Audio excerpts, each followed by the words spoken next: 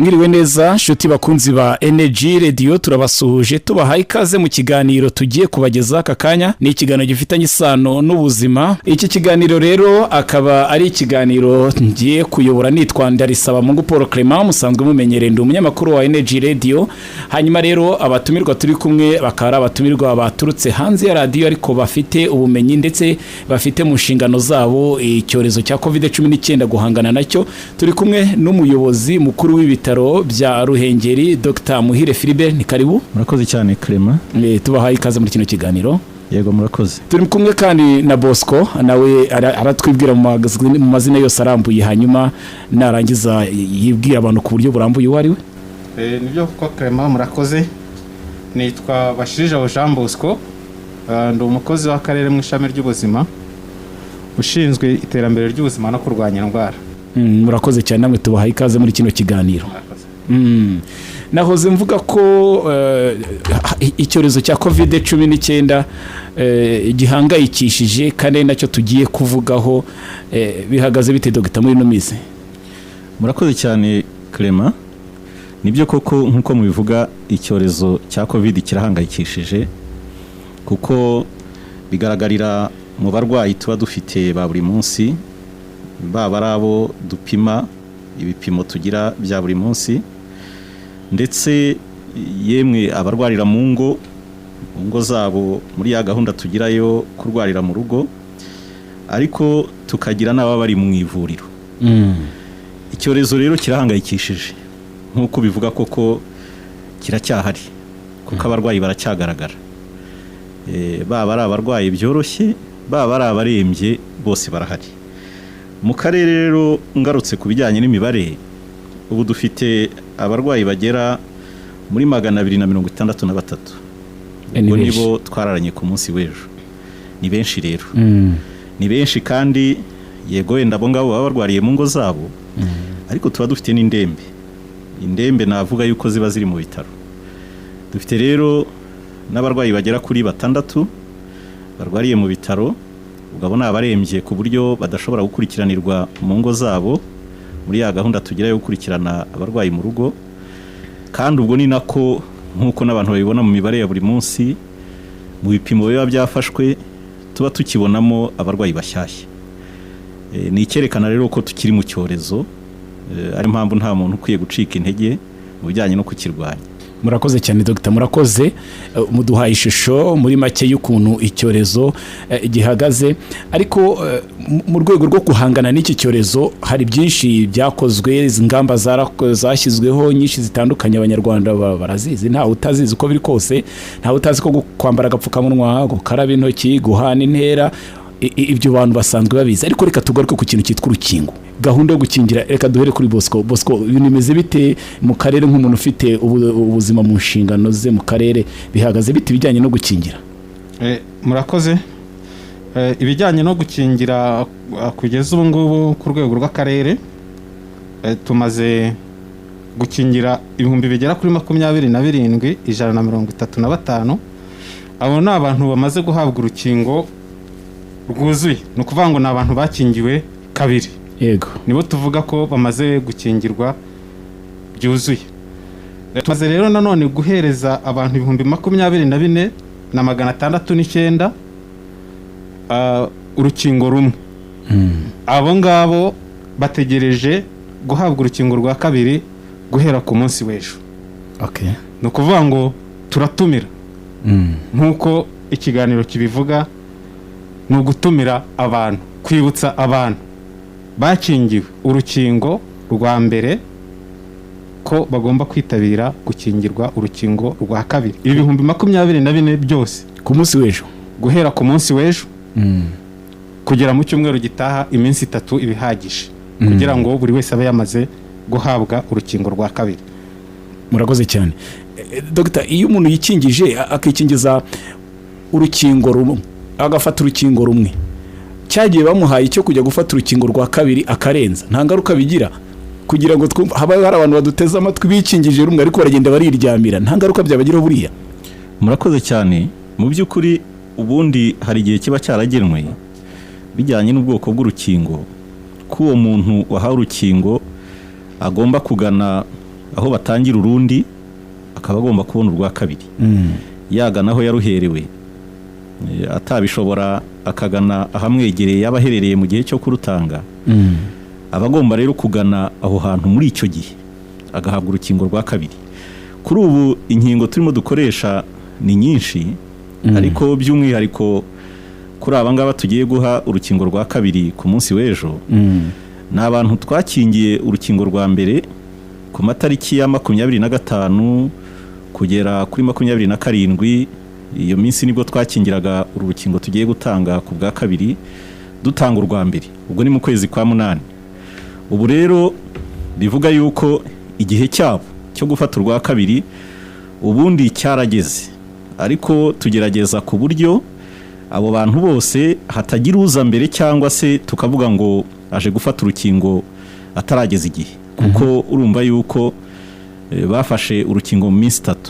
Ubundi rero uru rukingo twatanze ni urukingo rwa Pfizer. Uru rukingo rero umuntu aba agomba kurubona byibura hagati y'umunsi wa 21 n'umunsi wa 28 abonye urwa mbere. Ntago biba bivuze yuko adashobora kurenza kugira ngo nizo mpungenge wenda uwaba zifite yumve ko zivuyeho.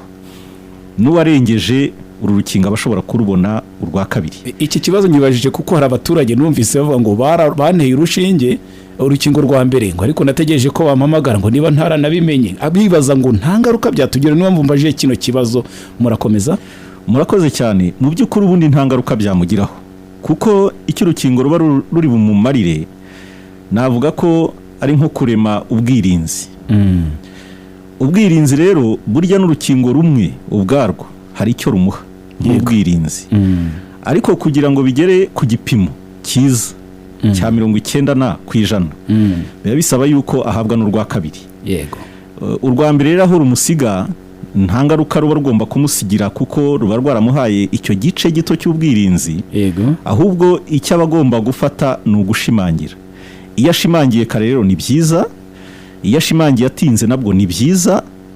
Aba agomba rero kugerageza ku buryo afata urukingo rwa kabiri. Abo baturage rero navuga wenda batahamagawe batamenya amakuru ntibagire impungenge. Icyo bagomba gukorerwa ni ugushimangira urukingo rwa mbere. Niyo mpamvu rero bagomba kwegera aho bakingiriwe bagahabwa urwa kabiri. Murakoze cyane. Bosco, hari ikintu cyitwa nabyita ngo iki ubundi bajya bavuga ko ngo iyo icyorezo giteye cyadutse burya ngo ikintu gita gitangirana n'icyo cyorezo ni ikintu cyitwa ibihuha. Amakuru umuntu akicara akayahimba akayatereka hariya, undi akicara ndakayahimba, noneho byahura ugasanga abaturage bacanganyikiwe. Kandi byaragaragaye uretse mu minsi yatambutse nubwo mwakoze ibiganiro byinshi musobanura n'inzego z'ubuzi zibanze zigasobanura, ariko harimo ikintu cyitwa ibihuha. Ibihuha byari ku ndwara nyirizina mwarasobanuye hajyagezo birumvikana. Ubu noneho mu baturage nta gihuha cy'urukingo. Iyo mukurikiye musanga abaturage bose barabyumva kimwe cyangwa hari abakivuga batura urukingo nyamaze abantu bitonde. Abo mwababwira iki rero? Icyerekeranye n'ibihuha n'ubundi ku rukingo kirahari pe. Kirahari ari nacyo wenda gishobora gutuma abantu rimwe na rimwe bataza kwikingiza ku gihe, akazibuka ko agomba kujya kwikingiza yaratinze. Birashoboka ko aba atabonye amakuru. Yego. Birashoboka. Ariko nawe ntitwakwirengagiza uruhare rw'ibihuha rushobora gutuma atinda cyangwa se akererwa kuza gufata ruriya rukingo. Ibihuha rero mu by'ukuri birahari. Hari nk'ibyo kuvuga ngo urukingo ruraduhindura amavampire, sibyo? Icyo ni igihuha gihari. Urukingo ruratubuza gutera akabariro ku bagabo, sibyo? Urukingo rurabuza abana b'abakobwa kubyara, rurabuza abana b'abahungu kuzabyara. Ibyo byose ni ibihuha bihari.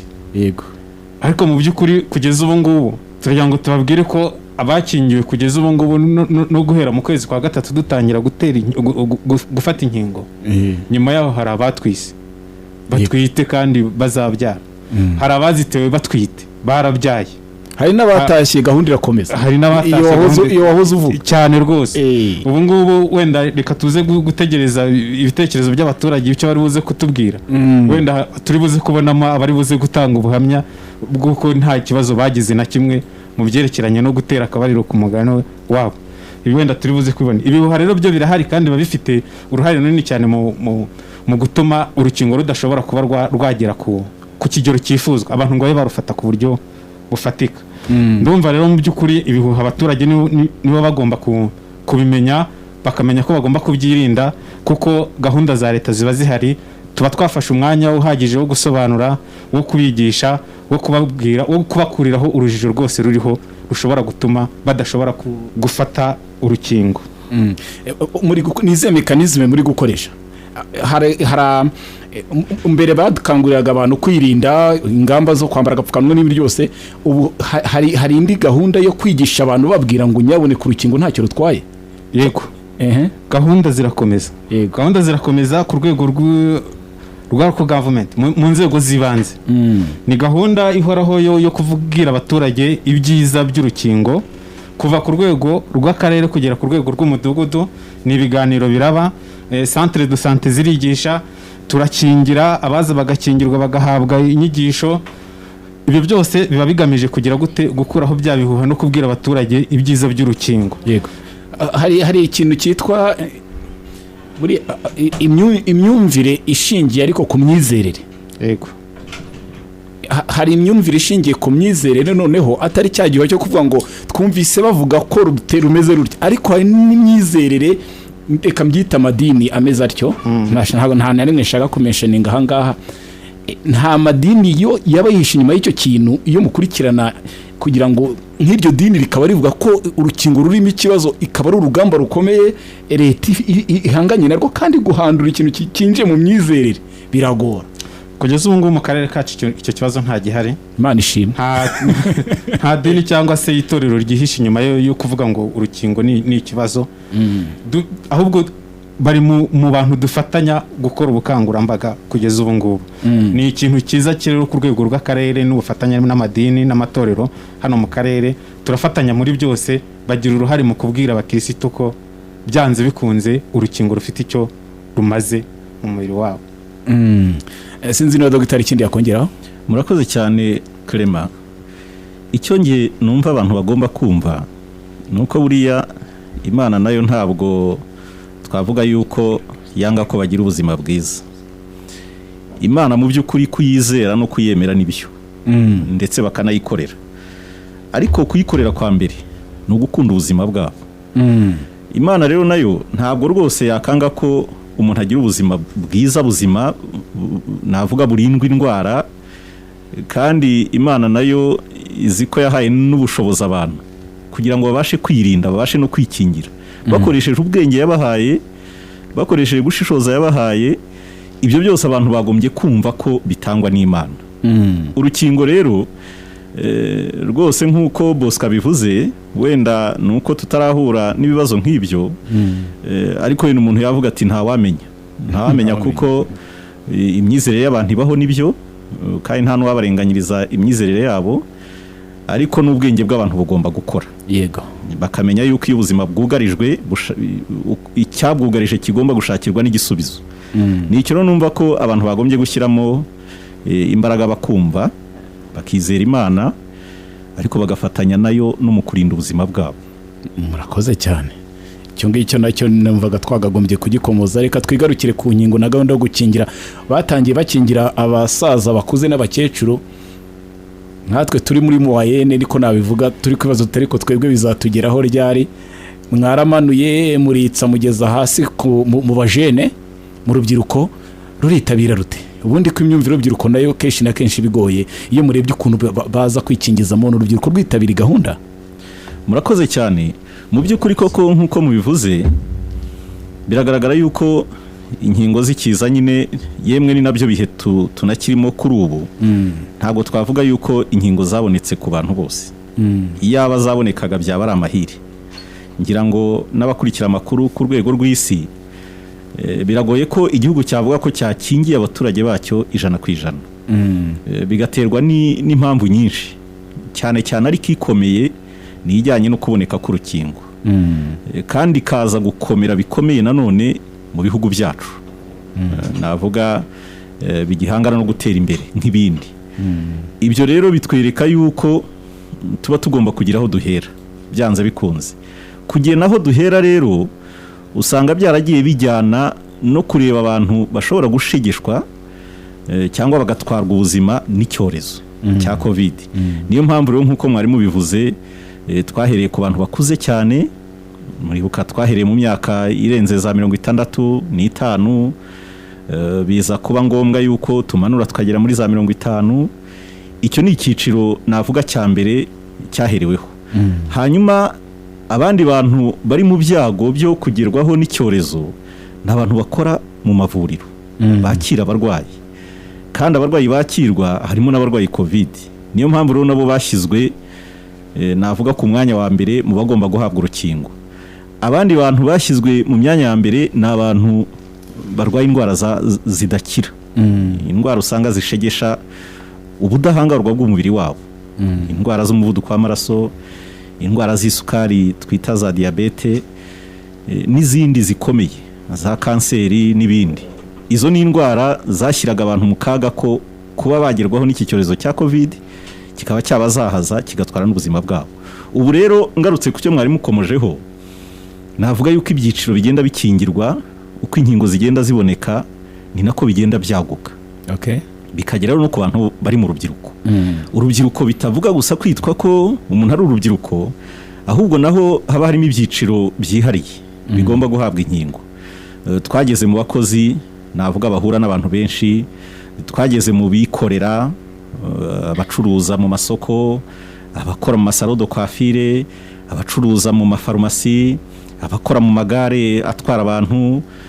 Ibyo byose, ibyo byiciro byose biba bivuga yuko ari ibyiciro navuga biri mu kaga ko kuba byahura n'icyorezo, ariko ugasanga noneho duhuriyemo n'abantu bakiri bato b'urubyiruko. Aha rero ni nabo bantu twakingiye ubushize, bivuga yuko ari nacyo cyiciro tugiye guha urukingo rwa kabiri. Ubwitabire rero bwagenze neza, bwagenze neza, ahubwo navuga yuko ntabwo twari dufite umubare w'inkingo ushobora gukingira abaje bose ibyo byiciro byose, kuko wasangaga tugera ku munsi wa nyuma. Ni nayo mpamvu mwumvise byatwaye iminsi mike 3 yonyine ugakingira abantu bagera mu 2024 mu karere kose. Biba bivuga yuko mu by'ukuri abantu bitabiriye koko iminsi 3 gusa. Ubwitabire rero burashimishije, bivuga yuko abantu bamaze kumva icyo urukingo rugomba kubamarira, bivuga yuko bamaze kumva ko rufite uruhare mu kubarinda ariko no mu kurinda abandi. Bityo rero ubwitabire bumeze neza. Ari nayo mpamvu nashimira abantu rwose kuri iyo myumvire imaze kugerwaho, mbashimira ko bitabiriye gufata urukingo rwa mbere, mbashimira ko bamaze kwitabira gufata inkingo ebyiri, ndetse tunabashishikariza ko batafata rumwe ngo barekere, ahubwo bagomba kuza koko bagashimangira bagafata urukingo rwa kabiri. Ariko buriya turi mwahoze muvuga yuko turi muri bya bihugu biri guhangana no kugira ngo tube twagera ku rwego kwinjira mu bihugu bikize byateye imbere, ari naho n'izo nkingo amugani zinaturuka. Buriya kugira ngo tuzibone ziba zavuye iyo ngiyo. Ni akabazo k'amatsiko Bosco, buriya hari icyizere ko zizakomeza kuboneka? Icyizere kirahari. Icyizere kirahari kubera ko mu minsi iri imbere turabizi neza ko igihugu cyacu kiri muri negociation cyo gukorera inkingo mu gihugu mu Rwanda. Ni nicyo kibazo nashaka kuvuga, wagira ngo warebaga ibyo ndi kuganishaho. Yego. Ndumva icyo ngicyo ni ikintu cy'ingenzi gikomeye cyane. Nakubwira ngo icyizere kirahari 100%, kandi kugeza ubu ngubu inkingo dukoresha n'ubundi hari izo duhabwa nk'inkunga, ariko hari n'uruhare runini cyane ruturuka muri leta rukagura inkingo, leta ikagura inkingo. Ntabwo rero kugeza ubu ngubu leta yacu yari yananirwa ku buryo itabasha kugura inkingo aho zaba ziri. Ubundi buri kiba kigoye ni amasoko menshi inganda ziba zifite, ku buryo wenda approvisionnement ishobora kugenda ikamara igihe kinini cyane kugira ngo zizatugereho, bigafata igihe kinini cyane. Ariko ubundi kugeza ubu ngubu ndumva ku rwego rw'igihugu ntabwo bari badekarara ko badafite ubushobozi bwo kuba bagura inkingo. Impamvu nari mbibajije bundi narumvise ngo abantu bafite kuri 18 gusubiza hejuru nabo byabagezeho, mitangira ni buri uko biri kose wasanga hari gahunda ko mu Rwanda hari igihe runaka cyagenwe bavuga bati dukoze projection yacu turabona ko igihe runaka tuzaba tugeza ahantu. Nta makuru mwaba mufite Dr? Murakoze cyane. Nkuko Bosco yarabivuze, mu by'ukuri abantu bagombye kumva ko hari icyizere cy'uko inkingo zigomba kuboneka. Ubu rero iyo urebye imibare ukareba abantu bakingirwa, izo projection koko zirahari. Niba abantu bavuga ngo uyu mwaka urarangira byibura miliyoni y'abantu imaze kubona inkingo kandi ebyiri, icyo kiba ari icyizere abantu bagomba kugira. Ubu tukaba turi mu bihumbi 900 gutyo, kandi inkingo zikaba zikiza.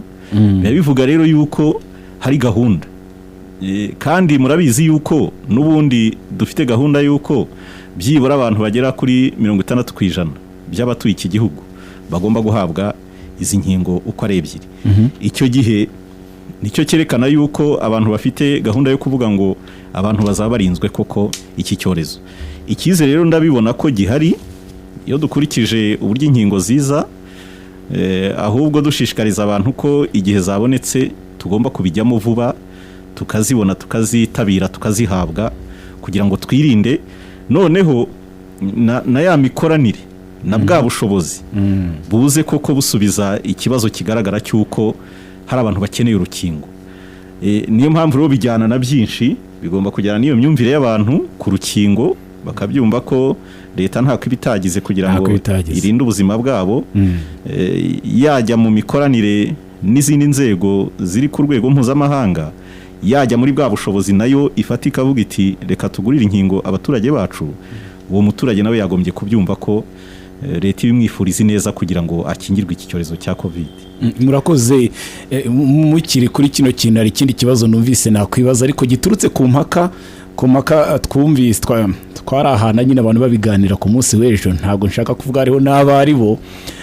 Umuntu atubwira yuko gukingirwa inkingo 3 bishoboka. We yaduteraga n'igipindi niba ari n'ukuri ngo azi n'umuntu ngo waratewe inkingo 3. Ibi bintu mu bikontra mute ejo abantu batazaziharira Dr. ku buryo umuntu ashaka kuza agakingirwa ejo kubundi akagaruka ugasanga niba abantu ibyo by'inkingo zo ku muntu yarenze 2 biriho. Icyambere numva twabwira abantu nuko bagerageza kugendera kuri gahunda yo gukingirwa bahabwa. Yego, kuko biteye ubwoba. Biteye ubwoba kubwo umuntu ashobora gufata umwanzuro ku giti cye akajyana gahunda izwi mu byifuzo bye. Ukaba wumva ko inkingo ushobora kuzifata nk'uko wowe ubishaka, kandi hari uburyo zagenwe zigomba gutanga. Urumva ko hari umuntu waba wibwira ko kwikingiza nyinshi ari byo bishobora kumurinda cyane.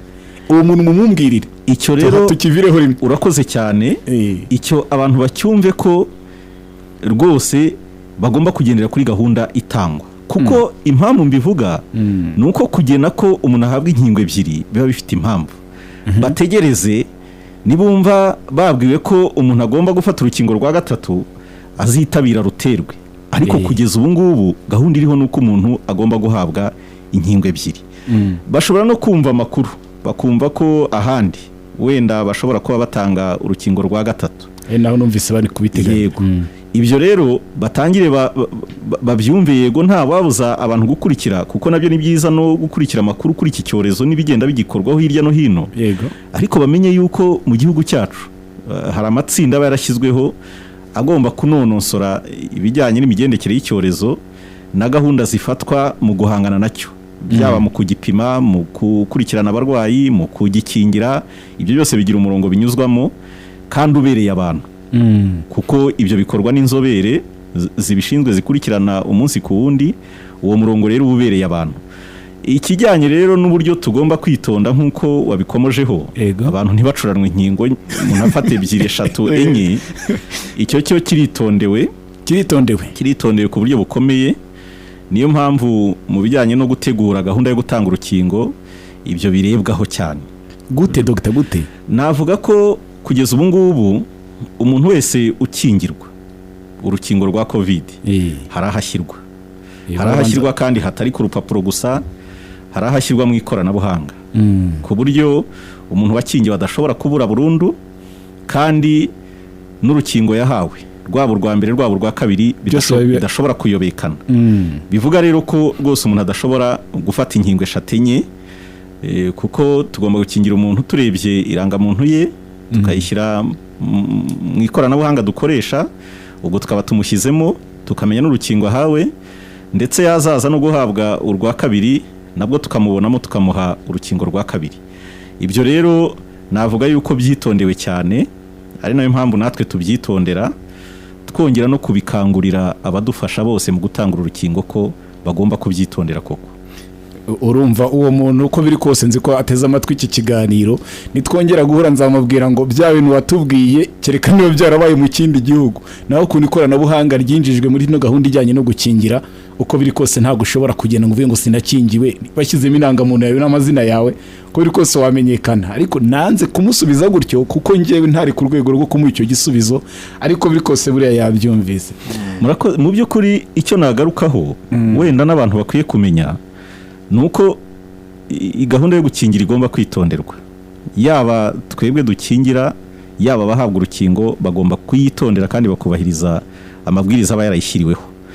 Ibijyanye n'ibyo basabwa byose kandi bakabitanga neza nk'amakuru ajya muri iryo koranabuhanga, bagomba kuyatanga neza batibeshya na gato, kugira ngo koko ibijyanye n'urukingo tubifate nk'amakuru ku muntu kandi agomba kubikwa kugira ngo hatabaho amakosa nk'ayo ngayo.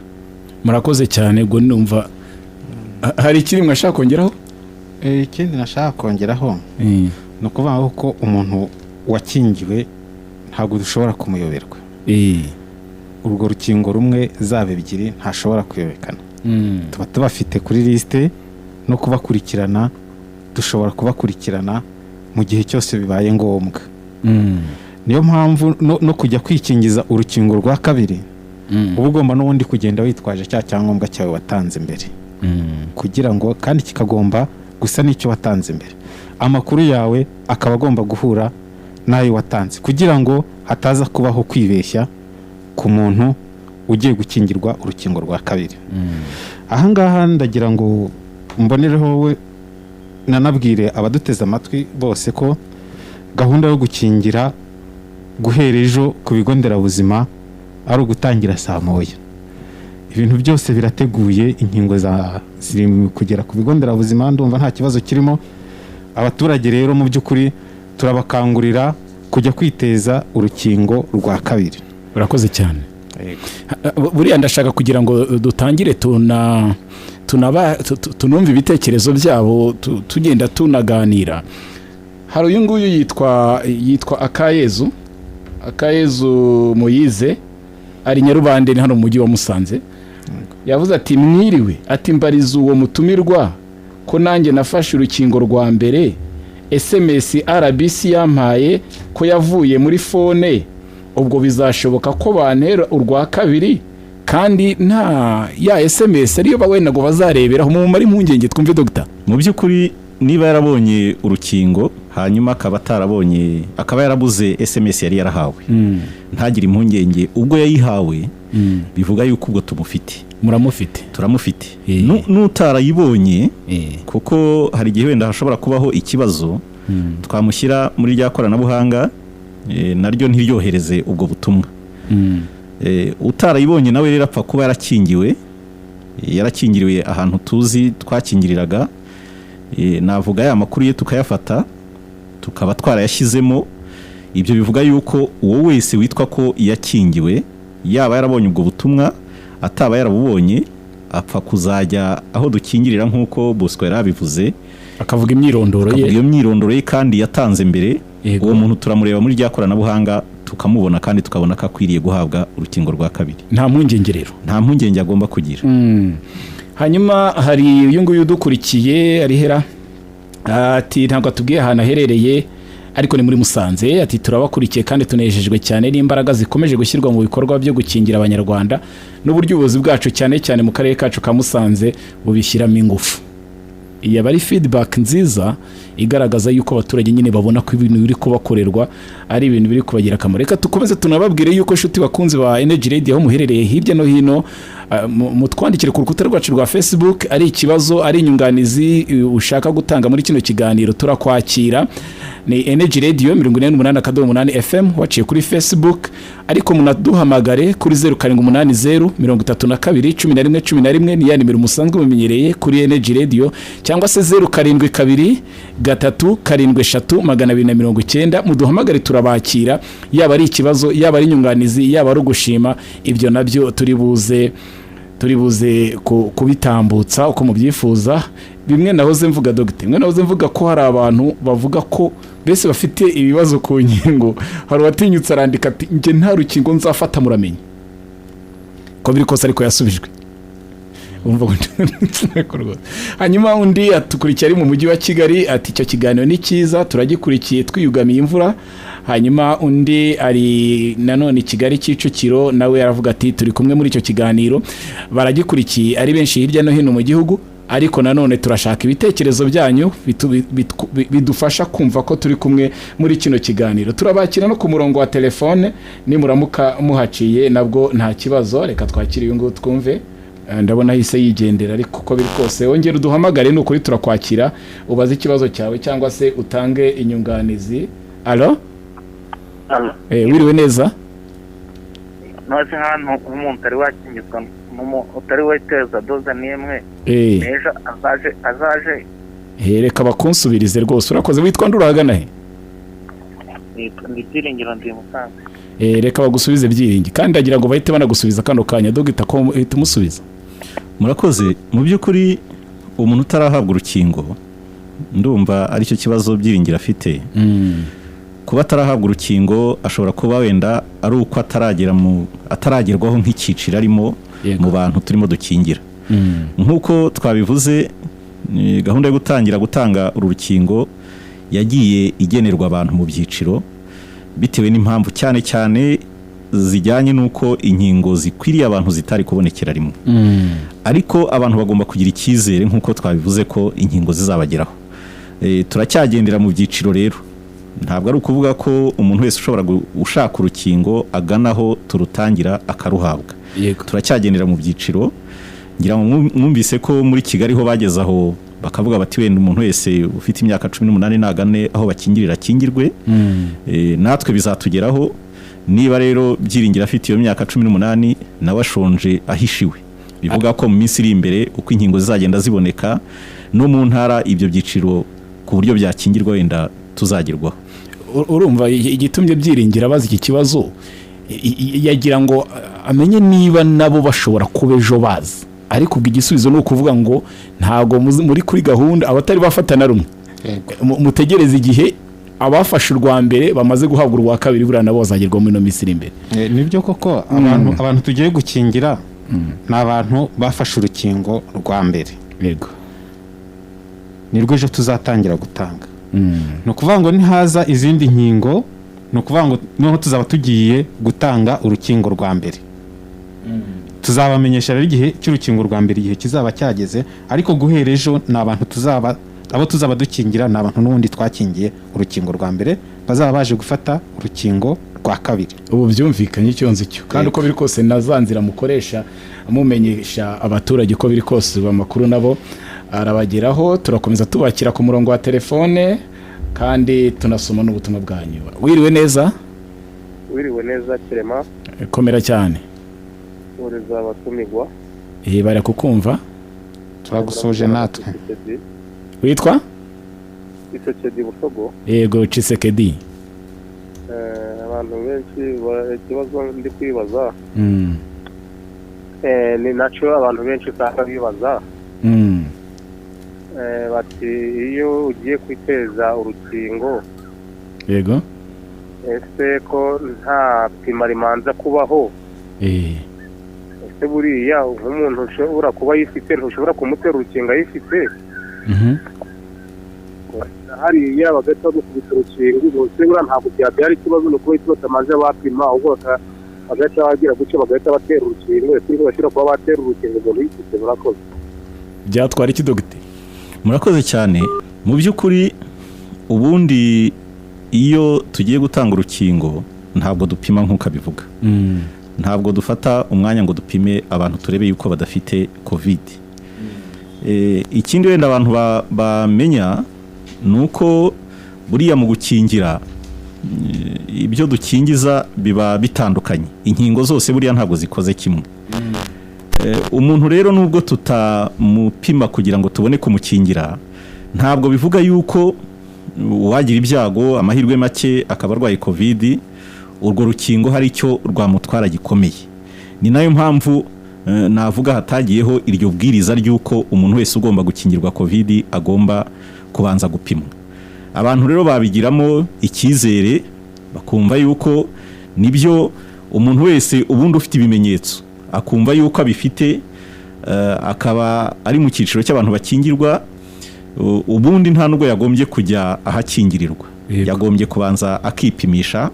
Kandi ubu muri gahunda yo gupima dufite iki cyorezo cya covid, umuntu wese ufite ibimenyetso agana ikigo cy'ubuvuzi kikamupima kitamuciye amafaranga na makeya. Bya biciro byavuyeho, biriya biciro birahari ariko biri mu bigo bipima byigenga. Ikigo cy'ubuvuzi cya leta rero, ikigo nderabuzima, ibitaro, abantu bafite ibimenyetso turabapima. Ufite ikimenyetso rero bivuga yuko ari umuntu ushobora kuba wenda afite covid, bikaba bivuga ko ashobora kuba yifite. Nayo mpamvu tukangurira abantu ko umuntu ufite ibimenyetso bya covid mbere wenda yo kugana aho bakingirira, kuko uretse no kujya gufata urukingo wenda asanzwe arwaye covid, ashobora no kuba afite ibimenyetso atabizi akaba yahanduriza n'abandi. Uwo nguwo rero we tumugira inama yuko agomba kubanza kwipimisha, kuko ibipimo bye turabifite, tuba tugomba no kumupima. Ntabwo bayivuga ko n'umuntu udafite ibimenyetso ashobora kuba adafite covid, ariko icyambere biba birimo amahirwe make yuko ashobora kuba arwaye. Hanyuma ariko n'ikindi nuko urukingo bagiye guhabwa ntacyo rushobora kumutwara niba koko afite covid kandi adafite n'ibimenyetso byayo. Ni nicyo kintu yibazaga, tubworamutse bankingiye kandi bakankingira nyifite byagenda bite? Reka twakire n'uyu monalo. Allo. Wiriwe neza? Niyo neza Paul Clement. Yego. Akema abana mukambwe bireme Siraji. Yego Siraji we. Ndaje no gushima no kunganira.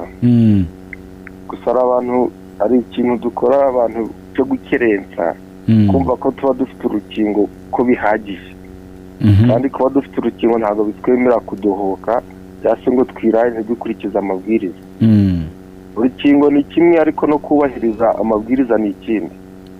Kuko urukingo nago ntigwa kuba rufite ni ugushimangira ko ugomba gukomeza kubahiriza amabwiriza, kuko ushobora kwanduza abantu cyangwa se bakakwanduza no gutaza, ariko urumva wanakwirakwiza ubwandu.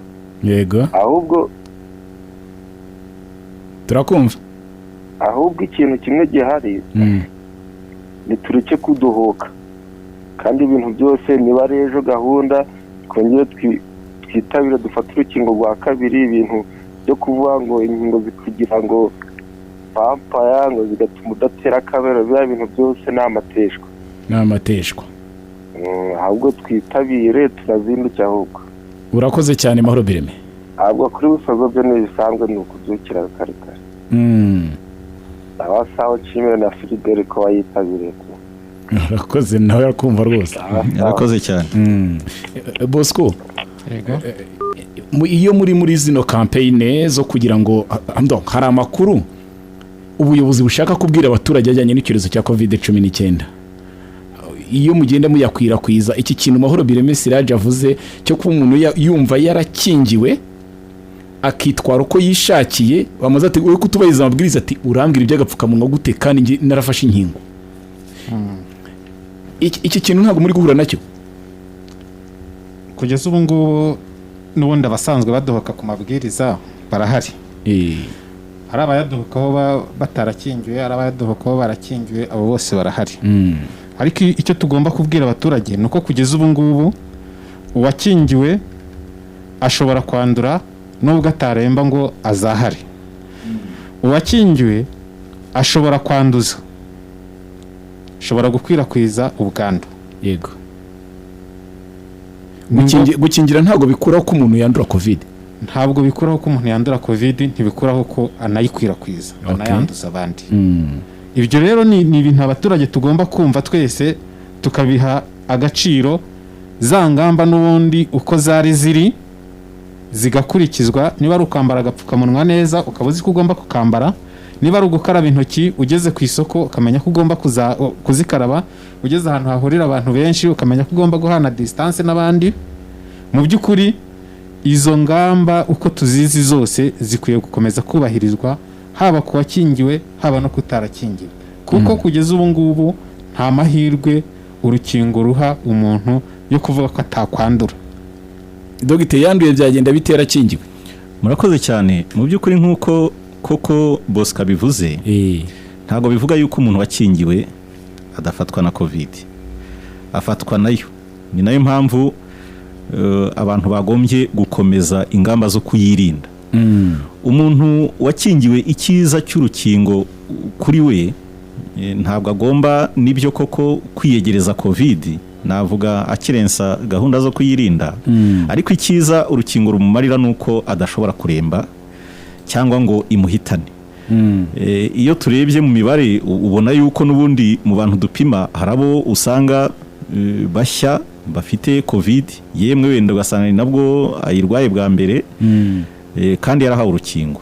Ariko ugasanga abo bantu badafite ibimenyetso bikakaye, ugasanga abo bantu batajya mu bitaro, ndetse ugasanga abo bantu navuga badatwarwa ubuzima n'icyorezo. Ineza rero navuga urukingo rubazanira nuko iyi covid itabazahaza ngo ibe yabashyira mu bitaro cyangwa se ibe yatwara ubuzima bwabo. Birasaba rero ko abantu babyitwararika, umuntu akumva ko nubwo yakingiwe bwose agomba kuba mu bantu birinda, kubera yuko ashobora we kuba yayifata ntigire ikimutwara, ariko ashobora kuyiha abandi.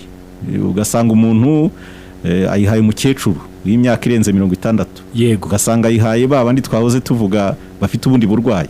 Abo ngabo covid ntabwo iborohera. Niyo mpamvu rero navuga umuntu wakingiwe agomba kujyana n'abandi mu kwirinda, kugira ngo ubwo bwirinzi navuga tubusangire, tubufatanye, bityo twirinda tunarindane. Ntabwo rero bivuga yuko umuntu wakingiwe we agomba kwirengagiza gahunda zo kwirinda covid. Hanyuma uyu nguyu uri kutubwira ko abantu bakingiriwe muri stade ngo hafi ya bose ngo ntago bigeze babona SMS, ngo ni benshi, none akavuga yuko yishimiye yuko baramutse baje batanga imyirondoro bagafashwa.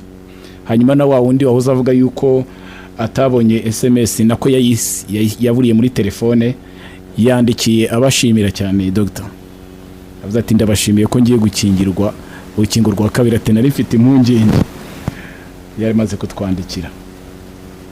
Hanyuma reka dukomeze tunasoma n'ubutumwa, niba hari ubwaba bwaje nabwo tubucishemo amaso. N'undi muntu witwa Jean d'Amour Shunguwe na Yesu, nawe ariko abazungu, avuze ati icyo kiganiro ni cyiza, turi kungukiramo ibintu byinshi bitandukanye. Reka twakire n'uyu. Alo, ndabona isa agenda, ariko nawe aramutse aje nawe twamwakira agatanga igitekerezo cye, cyangwa se akagira inyunganizi aduha, cyangwa se akagira n'ikibazo yabaza muri kino kiganiro cyacu kirimo no kugenda kisunika kigana ku musozo wacyo, ariko turacyafite iminota yo kuba hari ikindi kintu cyatangazwa. Dr. reka tugende tunagana no ku musozo, ariko ntihajya n'umuntu uza turamwakira. Ndagira ngo turebe icyitwa ubutumwa bwihariye. N'ubuhe butumwa bwihariye mwaha abaturage baduteze amatwi hirya no hino? Murakoze cyane. Icyo navuga mu by'ukuri ni ukugira ngo abantu bumve ubutumwa bw'ikiganiro, nuko guhera ku munsi w'ejo ku itariki ya 18 ku wa gatandatu, aho twatangiye urukingo rwa mbere ku bantu bamaze kubona urukingo rumwe gusa, hose tuzaba turimo tuhatangira urukingo rwa kabiri. Aho ni mu bigo nderabuzima. Ubwo guhera sanga hembese, guhera saa 9 ya mu gitondo, buri wese abe yageze aho yahereye urukingo kugira ngo tumuhe urukingo rwa kabiri. Ubwo rero abantu mu by'ukuri bafite impungenge zitandukanye. Hari abo batabonye message, hari uwumva wenda ko ataboneka ejo, ariko wenda ejo bundi ashobora kuboneka. Abo bose ntibagire impungenge, kuko rwose muri iyi minsi umuntu ugana aho yahereye urukingo rwa mbere dushobora kumuha urukingo rwa kabiri. Twiteguye kubakira. Gahunda y'imyiteguro yanogejwe ku buryo bukomeye. Niyo mpamvu rero dusaba abantu ko umuntu wakingiwe hagati y'itariki ya 25, 26, 27 z'ukwezi kwa munani, guhera ejo mu gitondo saa moya yagana aho yahereye urwo rukingo tukamuha urukingo rwa kabiri. N'uwo ruherewe ahantu adashoboye kugira ajya hamwegereye, icyo nacyo turakigarukaho. Umuntu nawe waba waraherewe urukingo ahantu ariko akaba abona yuko ubu ngubu kugerayo bimugoye. Yego, wenda urugero, umuntu yaherewe urukingo nka Gashaki, umurenge wa Gashaki, yaherewe urukingo muri Bisate, urugero, ejo ashobora kuba ari muri uyu mujyi, wenda yaranimutse ntagituye awaherewe urukingo ariko ni muri aka karere. Uwo muntu ashobora kugana hafi aho ngaho yaho atuye, barimo baratanga urukingo ku munsi w'ejo, agahabwa urwo rukingo. Abandi nanone ni abantu twahaye urukingo bashobora kuba bari ahandi. Abo ngabo nabo turabakangurira ko muri iki gihe wenda umuntu yafashe urukingo ari muri Musanze, ubu wenda ari nko mu majyepfo, ari nko mu burasirazuba, uwo muntu turamumenyesha ko igihe cye cyo gufata urukingo rwa kabiri cyageze. Ntagane rero aho bashobora kuba barimo bakingirira aho mu majyepfo, aho mu burasirazuba, afata urwo rukingo. Abandi nanone muri icyo gihe ubwo twakingiraga n'ahandi hirya no hino barakingiraga, bivuga ko hari ushobora kuba urwo rukingo yararuboneye ahandi. Guhera ejo rero tuzaba turimo dutanga urukingo rwa kabiri ku muntu wabonye urukingo rwa mbere gusa. Abo bantu nabo bashobora kuba bararufatiye ahandi, nibatugane guhera ejo aho dukingirira hose tubahe urukingo rwa kabiri. Hari nk'ukuntu umuntu yaba nta rukingo na rumwe yari yabona ariko wenda yegereye Musanze, urakoze cyane, ari mu kandi karere ntiyigeze akingirwa na rimwe. None igihe wenda twe kuvuga kuri gahunda y'ejo, tuvuga ikindi gihe gahunda yo gukingira mu Tsibaye, umuntu agashaka kujya kwikingiza mu kandi karere ariko atari ko karere ke kavukire, biremewe?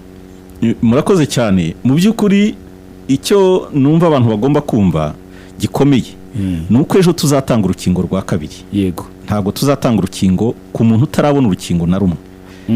Umuntu utarabona urukingo na rumwe ntabwo ejo tuzamuha gahunda yizaza ikindi gihe, gahunda ye izaza ikindi gihe. Umuntu rero nawe navuga wo muri Musanze, akaba ari ahandi kandi akaba ari mu byiciro ahandi barimo bakingira, akaba atarabonye urukingo na rumwe, nagana aho ngaho aherereye nabo bamukingire. Ntabwo bakingira bavuga ngo turimo turakingira wacu gusa, kuko abantu bose batuye muri iki gihugu n'abanyarwanda. Ashobora kugana aho ngaho ari, bakareba ko ari mu cyiciro cy'abakingirwa, bamuha urukingo kandi rwa mbere, hanyuma urwa kabiri akazaruhererwa n'aho azaba ari, kuko ibyo bimuranga byose baba babifashe. Uwo muntu ntagire impungenge. Niba ari n'uwinaha muri Musanze ari ahandi akaba atarabonye urukingo na rumwe kandi akaba ari mu byiciro aho ari handi barimo bakingira, ubu yaganayo nabo bakamukingira. Ariko twebwe by'umwihariko ku munsi w'ejo tuzadutanga urukingo rwa kabiri. Murakoze cyane. Reka twakire uyu muntu Bosco, hanyuma umunsubirize unagana ku musozo, utanga ubutumwa busoza ikiganiro cyacu, hanyuma tugana ku musozo. Ndabona asa n'ugiye ariko mwaba mutangiye. Murakoze. Ndabona yagarutse. Halo? Halo? Yego. Mwiriwe. Komera cyane, gerageza guhina iminota yatujyanyeho kabyarawe. Ndi kugira ngo mbabaze. Abatari bafata urukingo rwa mbere naho mfunguye radiyo bazatangira kurufata ryari abatari bafata na rumwe. Ubwo urumva Dr. icyo gihe mwamukizi? Murakoze. Mu by'ukuri ni nk'uko twahoze tubikomozaho, umuntu utarafata urukingo na rimwe ashobora kuba yaracikanywe kandi yari ari mu byiciro bikingirwa, cyangwa se ashobora kuba ari uko atari mu byiciro byakingiwe, kuko twagiye dukingira ibyiciro byinshi. Niba hari umuntu utaribonye muri ibyo byiciro byose akaba atarabona urukingo na rumwe, niwe twabwiye ngo ashonje ahishiwe. Ariko igihe yabazaga ngo mwaba muzi, igihe rero ubu turimo turatanga urukingo rwa kabiri. Iyo turangije navuga icyiciro cyo gukingira, tujya mu kindi, kuko inkingo zirahari kandi zirimo ziraza ari nyinshi. Yategereza rero niturangiza icyiciro amakuru nawe azayabona niba ari mu cyiciro tuzakurikiza. Murakoze Bosco, tugana ku musozo. Yego, murakoze. Tugana ku musozo, ndagira ngo nongere gushishikariza abantu bose bakingiwe urukingo rwa mbere, aba 24,609 navuze, dutegereje guhera ku munsi w'ejo. Twabakingiye mu minsi 3, n'ubundi turifuza ko twabakingira mu minsi 3 igikorwa kikaba kirangiye. Guhera ku munsi w'ejo rero turasaba umuntu wese udukurikiye ko niba azi ko yakingiye urukingo rwa mbere, ejo mu gitondo agana ikigo nderabuzima kimwegereye cyangwa se aho yakingiriwe, kuko twagiye dukingirira n'ahatari mu bigo nderabuzima. Urugero nka hano muri stade ho twanakingiriyemo abantu benshi cyane bagera mu 9,000 bo mu byiciro bitandukanye. Hano mu mujyi wa Musanze harimo abanyonzi, harimo aba mu isoko, amasoko yombi, abo muri gare, abamotari, abakora muri salon de coiffure, ibyiciro byose uko bimeze by'abikorera hano muri Musanze. Abari hano bose ababashije kwikingiza turabasaba n'ubundi kugaruka muri stade n'ubundi gahunda yo kubakingirira ntizakorerwa. Murakoze Bosco. Murakoze cyane. Reka rero tubashimire inshuti bakunzi ba Energy Radio, tugeze ku musozo w'ikiganiro cyacu. Ikiganiro cyagarukaga kwibaza ikibazo ngo ese birakwiye ko nakwikingiza urukingo rwa COVID-19. Twasanze igisubizo ari yego, nibyo birakwiye, ahubwo buri wese n'utari warubona yumve ko umunsi yagezweho agomba kwitabira. Turabashimiye Dr. Umuyobozi w'ibitaro bya Ruhengeri. Murakoze cyane, namwe turabashimira Clement na Energy Radio muri rusange. Yego, ubufatanye dukomeje kugirana kugira ngo ubukangurambaga bugere ku bantu. Turabashimiye Bosco. Murakoze cyane. Reka rero tugane ku musozo w'ikiganiro cyacu, twifuza ko n'igihe twazongera kubakenera kugira ngo mugire icyo muganiriza abanyarwanda muzaza. Turi tayari rwose. Murakoze cyane. Ngiye wari uyoboye kino kiganiro nitwa Ndarisamungu Paul Clement. Mukomeze kunogerwa n'ibiganiro bitandukanye bya Energy Radio. Bye bye.